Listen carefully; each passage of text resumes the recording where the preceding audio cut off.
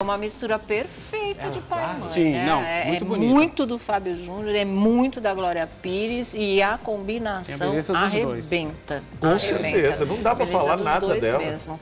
Só que ela vai ficar brava, viu? Por quê? Por quê? Porque foi a emissora que colocou o nome dela, Cléo Pires. Ela pediu para tirar.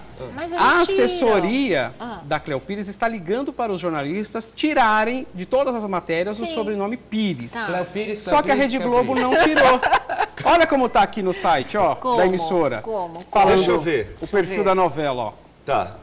Cléo Pires, a Betina. Ai, caramba. Mas isso vai demorar um tempinho, ela tem que Entender também. entender Tá a fase no ar. de transição. Né? Se conhece essa menina na TV desde pequena. Como Cléo né? Pires. Exatamente. E aí o sobrenome da mãe é famosésimo, ela acabou também dando mais fama ainda a esse sobrenome. Briga tem que lá ter com o G-Show. paciência, não sai detonando tudo que também não é legal. Mas daqui a um tempo vai ser só Cléo e ponto final. Cléo né? Júnior. Isso mesmo. Vai. De catar, viu?